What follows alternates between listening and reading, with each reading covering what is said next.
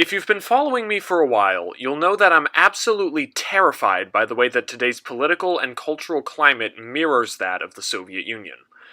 You'll know that I've drawn major ideological parallels between 1930s Russia and the 21st century progressive left, especially in terms of their totalitarianism and social engineering.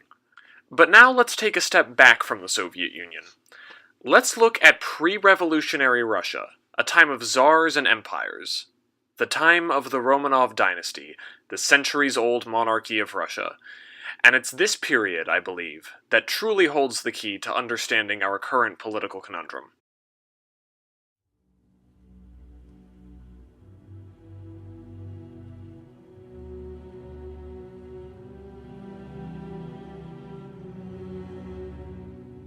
Much like the communist dictators that followed them, the Romanovs were authoritarian despots. They clamped down on freedom of expression and legally punished any who spoke out against them. They afforded the Russian Orthodox Church a special place in government, employing religious and moral authoritarianism as a means of creating policy. They imposed Russian nationality and patriotism on the diverse territories of Eastern Europe, all the way to the frontiers of the Russian Empire. But of all the Romanov emperors that ruled over the years, the odd man out was Tsar Alexander II, who implemented quite possibly the empire's most radical liberal reform. He abolished the Russian feudal system and emancipated the serfs. With the advent of the Emancipation Manifesto of 1861, the agrarian peasants of the Russian Empire were no longer bound to the service of the landed aristocracy and gained the full rights of free citizens, including the right to own private property.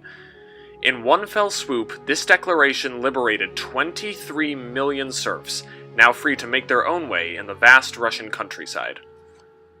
For vast numbers of serfs, however, freedom was the only thing gained from the reform.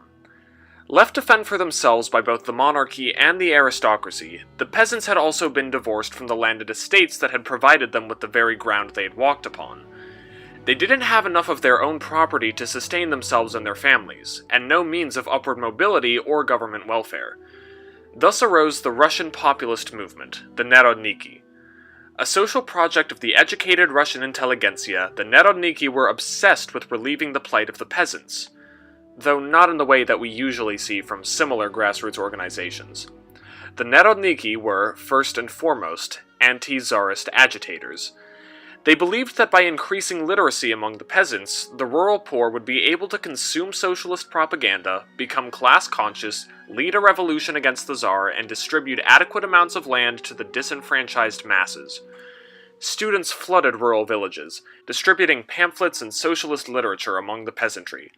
They educated the peasants on the need for a revolution to overcome their economic misery. However, the Narodniki did not understand the peasants' way of life, and the message of socialist uprising fell on the deaf ears of the uneducated peasantry who found the idea bizarre and foreign. Their efforts ultimately failed, and their movement fell apart, at which point some members of the Narodniki realized that it would be impossible to mobilize the peasants, and so decided to take things into their own hands. Out of the ashes of the Narodniki emerged Narodnaya Volya, the will of the people. Fueled by the same populist, revolutionary, anti-czarist fervor of their ideological predecessors, Narodnaya Volya engaged in acts of anti-state propaganda and terrorism, striving for the most ambitious of goals. Above all else, their primary cause was to assassinate Alexander II. Narodnaya Volya perfected their use of explosives and carried out several major attacks over the course of 2 years.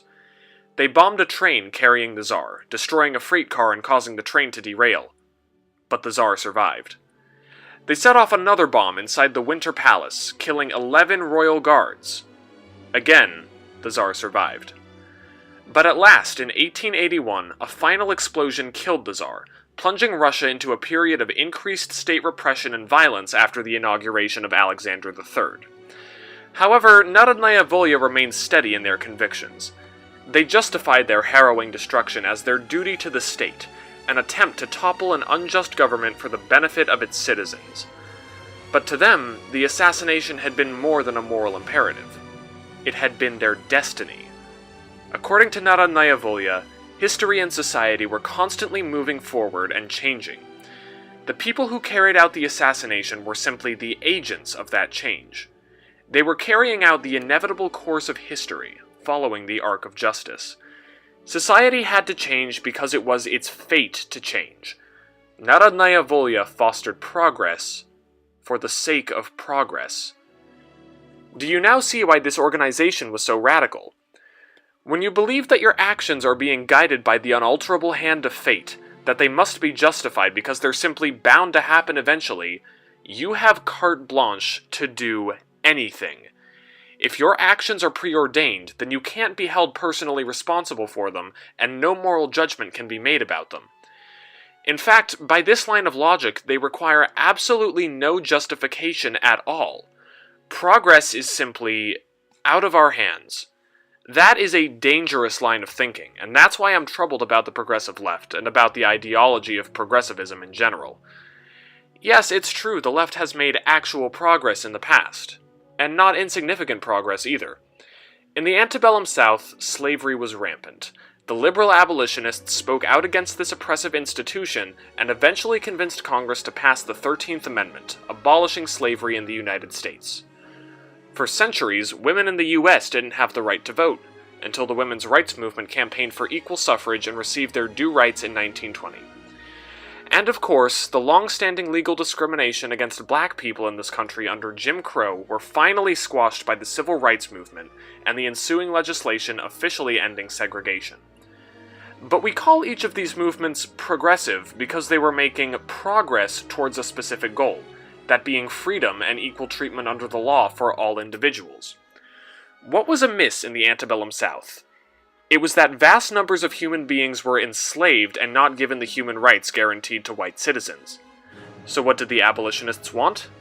They wanted to end slavery and grant black people their freedom. When that goal was achieved, it can be said that they made progress towards equality. When women gained the right to vote, it can be said that the women's rights movement made progress towards universal suffrage. When Jim Crow was abolished, it can be said that the civil rights movement made progress towards ending legal discrimination based on race. But if your aim is to change laws or to change society without these end goals in mind, can it really be said that you're making progress? If your form of activism is to scream bigot at everybody and drive cultural discourse to a grinding halt instead of countering those ideas with your own reason, can it really be said that you're making progress? If you think that you're helping the world by crying institutional racism without even demonstrating that racist institutions exist so that you're now fighting a ghost villain, can you really be said that you're making progress? What is your goal? What is your solution? If the thing you're striving towards is some vague notion of, quote, equality, and you can't even define what equality means in your hazy vision of the future, do you even have a goal? What is equality to you? In what context do we need equality? Equality in terms of not being offended by other people's words? Equality in terms of everybody getting the special treatment they want? It's so vague, it's so immaterial. But that's the crux of the matter. Solutions like these may seem utopian and harmless, but they might actually be the most dangerous kinds of solutions of all. If your solutions aren't viable, and you have no way of actually achieving them in any tangible way, then the only goal you actually have is some idealistic notion of change. Change in any way possible, because you have no vision for the future. You just have a disdain for the present. You want change for the sake of change. And because you can't add anything positive to the world, then your only course of action is to take away from the world. You must dismantle. You must destroy. You must overthrow the present order. You must strip away all of society's past accomplishments in the name of progress. Why? Because they're old. They're outdated, antiquated. They're relics and hallmarks of the civilization with which you find yourself so disillusioned and must be demolished to make way for your glorious new society. What does this sound like to you? This is the foundational principle of Marxism, the same rhetoric used in the Russian Revolution and the same ideology that fueled the creation of the Soviet Union. It's the same weaponized thought wielded by Narodnaya Volya, passed on to Vladimir Lenin and the Bolsheviks, and used to justify some of the greatest horrors of human history in the form of the Stalinist purges.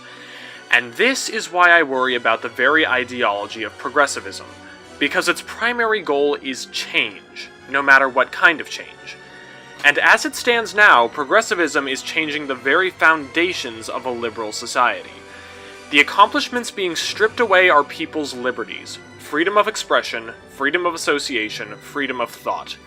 Skepticism and empiricism are destroyed to pave the way for emotional reasoning and interpretivist thinking. We must abandon science itself to divorce it from its Western-centric origins. But it would be dishonest to say that this is exclusively a province of the left. As the outcome of the election showed us, people on both sides of the aisle just want change. And to my mind, it's not the productive kind of change, as we've seen in the past. It's the reactionary kind of change that is born of a simple hatred of where we are in the present moment. And it may not lead to another great purge, but this is how it starts. Whether you want to drain the swamp or smash the white supremacist capitalist patriarchy, I don't think anything positive is going to come of it. What is our vision for the future? What are we going to add to the world? Give it some thought.